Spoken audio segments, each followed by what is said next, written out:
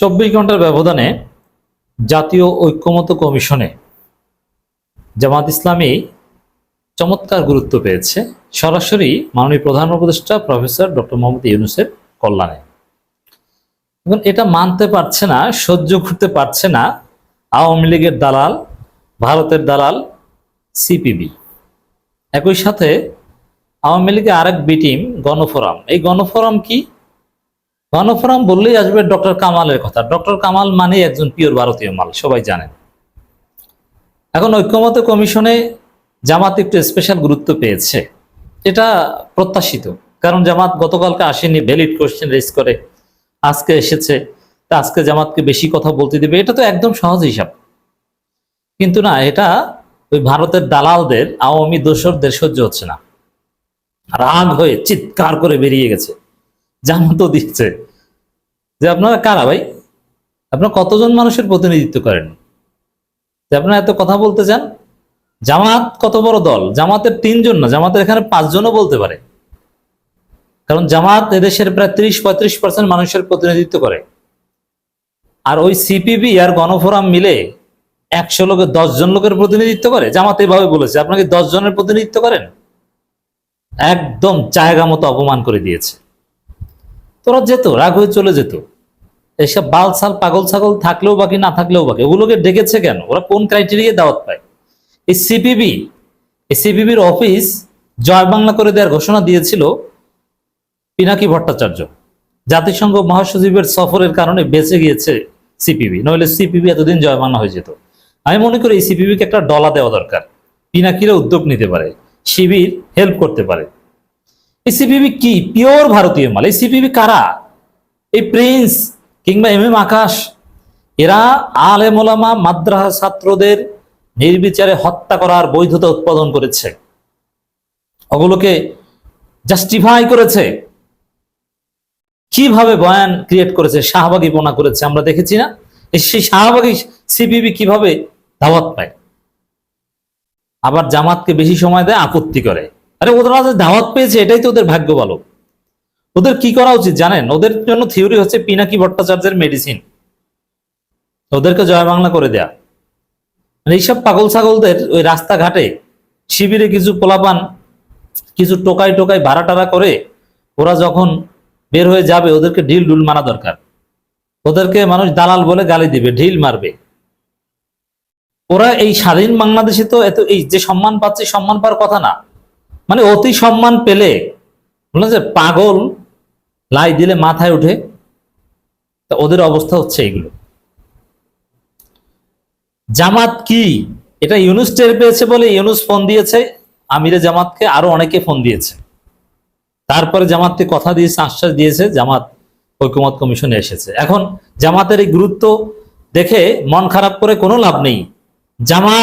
জামাতের একটা ঢাকার শহরে, ঢাকা মহানগর উত্তর বা দক্ষিণের একটা বড় বিল্ডিং এ, 20 তলা 25 তলা একটা বিল্ডিং এ জামাতের যে কয়জন জনশক্তি আছে থাকে, বা মোহাম্মদপুর এলাকায় বা যাত্রাবাড়ির দিকে একটা বড় বিল্ডিং, হাই রেজ একটা আবাসিক বিল্ডিং এ জামাতের যে কয়জন জনশক্তি থাকে, এই সিপিবি গণফোরাম মিলে সারা দেশে ওদের ওই কয়জন জনশক্তি নেই। ওরা এসেছে জামাতের সাথে, আমি কোনো ওয়ার্ডের সাথে তুলনা করছি না, একটা বিল্ডিং ওরা এসেছে জামাতের সাথে তুলনা করে। একটা যেমন ঢাকা বিশ্ববিদ্যালয় একটা হলে, সূর্যসেন হলে যে কয়জন, উদাহরণ দিলাম, সূর্যসেন হল না, শিবির জহুরুল হল বা মহসিন হল, এইসব জায়গায় বেশি থাকে। এক মহসিন হলের একটা বিল্ডিং এ যে কয়জন শিবির আছে, সারা বাংলাদেশে ওই কয়জন সিপিবি আর ওই কয়জন গণফোরাম নাই। এরা যদি জামাতের সাথে তুলনা দিতে আসে, এটা হয়? ওদেরকে পিনাকি মেডিসিন দেওয়া দরকার। Pinaki is a doctor, he is physician cum social doctor. এদের পিনাকির সামাজিক মেডিসিন দেওয়া দরকার, ওদের অফিস জয় বাংলা করে দেওয়া দরকার। কোন বিপ্লবী এই উদ্যোগ নিতে পারে। জামাত পলিটিক্যাল পার্টি হিসেবে তো পারে না। জামাত পারলে তো ওদেরকে পিটাই ওখানে হাত পা ভেঙে দিতে পারে, জামাত চাইলে। এই হামিদুর রহমান আজাদ, রফিকুল ইসলাম খান, ডাক্তার তাহের, এই 3জনে কিন্তু মারদাঙ্গা নেতা। এরা কিন্তু কাউকে ছেড়ে দেন না, এদের সাথে চালাকি করলে উত্তম মাধ্যম খেতে হয়। এই 3জনের হাতে বহুত লোক মার খেয়েছে আগাম করে। তারা চাইলে কিন্তু ওখানেই মারতে পারেন, এটা উদাহরণ দিলাম। ওদেরকে তুচ্ছ তাচ্ছিল্য করার জন্য এগুলো আমি বুঝাচ্ছি। জামাতের সাথে বেয়াদবির কিছু শিক্ষা কাউকে কাউকে দেওয়া দরকার। এই শাহবাগীদের সাথে কখনো কখনো এই শাহবাগীদের সাথে জামাতের পিসফুল কোএক্সিস্টেন্স সম্ভব না, এটা সব জায়গায় ভেজাল বাজাবে। এই জন্য এই শাহবাগীদের বিপ্লবী পদ্ধতিতে শাসন করতে হবে। জামাতকে বেশি কথা বলতে দেয় গণফোরাম সিপিবির সংলাপ থেকে ওয়াকআউট। ওয়াকআউট করবে ওদেরকে গুনে একটু ওয়াকআউট ভাব টাপ দেখে আবার চলে গেছে। আর ওদের ওয়াকআউটের কোনো ভ্যালু আছে? ওয়াকআউট করে যেহেতু ইউনুস ফোন দিত তাদেরকে নেবার, কিন্তু জামাত একদিন আসেনি, তোলপাড় তৈরি হয়ে গিয়েছে, ফোন দিয়ে হাতে বাধ্য ধরে এনেছে জামাতকে। জামাত ইসলামীকে বেশি কথা বলতে দেয় জাতীয় ঐক্যমত কমিশনের সংলাপ থেকে walkout for the time being walkout করেছিল। মানে কি চিৎকার চেঁচামেচি, আমি ভিডিওটা দেখলাম। সিপিবি, কমিউনিস্ট পার্টি, গণফোরাম, মানে একই আদর্শের একই টাইপের ধৈঞ্চা টাইপের দল। ধৈঞ্চা, এরা কোনো দল না, ধৈঞ্চা ভাই। ধৈঞ্চা এটাকে কোনো গালি মনে করবেন না।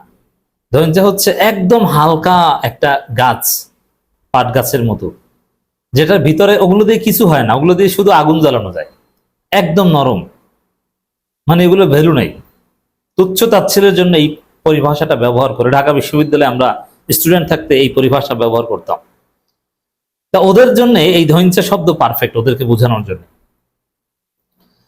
রাজধানী ফরেন সার্ভিস একাডেমিতে আজ মঙ্গলবার সকাল 11:30টায় দ্বিতীয় দফা সংলাপের তৃতীয় দিনে আলোচনা শুরু হয়। মধ্যাহ্ন বিরতির পর বেলা 2:45টায় আবার সংলাপ শুরু হয়। 1 ঘন্টা পর সিপিবি সাধারণ সম্পাদক রুহিন হোসেন প্রিন্স, গণফোরামের সাধারণ সম্পাদক মিজানুর রহমান বেরিয়ে আসেন। দুই বাটপার, এই দুই আওয়ামী দালাল, দুই ভারতের দালাল। রুহিন হোসেন প্রিন্স নিচতলায় নেমে বলেন, এখানে বৈষম্য হচ্ছে, জামাতের 3 জনকে বক্তব্য দিতে দেওয়া হয়েছে। জামাতের তো এখানে 5 জন বক্তব্য দেওয়ার কথা, 3 জন কম হয়ে গেল না? মানে ওরা সহ্য করতে পারছে না, তেলে বগানে জেলে উঠছে। ওদের এটা হাসিনার বাংলাদেশ না, এটা ভারতের আধিপত্যবাদের বাংলাদেশ না, এটা স্বাধীন বাংলাদেশ। আমাদের একজনকে বক্তব্য দিতে গেলেও বাধাগ্রস্ত করা হচ্ছে। আমরা প্রতিবাদ জানালে কমিশন তার নোট করে, তাই আবার সংলাপে ফিরে যাচ্ছে। দর্শক, ওরা একজন বক্তব্য দিলেও নাকি বাধাগ্রস্ত করে, মানে এদের দাম কি বুঝতে পারছেন তো? এর আগে গণফোরাম সাধারণ সম্পাদক বলেন, ঐক্যমত কমিশন নিরপেক্ষতা হারিয়েছে, তারা নিরপেক্ষ না হলে কমিশন সংলাপে ফিরবে না। নিরপেক্ষতা নিয়ে প্রশ্ন আমরাও করি, কিন্তু এই সিপিবি, গণফোরাম, ওরা কোন চাটের বালে? ওরা কারা? ওদেরকে ডেকেছে কেন? ওরা কার প্রতিনিধিত্ব করে?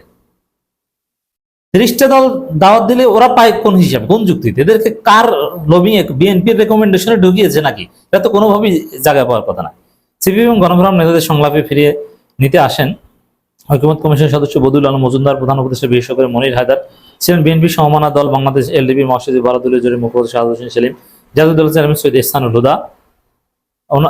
শাহাদ সেলিম বলেন, ওনাদের জামাত বলছে যে আপনারা তো 10 জন মানুষের প্রতিনিধিত্ব করেন না, আমরা কতজনের প্রতিনিধিত্ব করি? সেলিম আরো জানান, তিনি ওয়াকআউট করেননি, সমঝোতা করেছেন। যাই হোক দর্শক, তো জামাত জবাব দিয়ে দিয়েছে ওইখানে যে আপনারা তো 10 জনের প্রতিনিধিত্ব করেন না, চালাকি মারিতে আসছেন।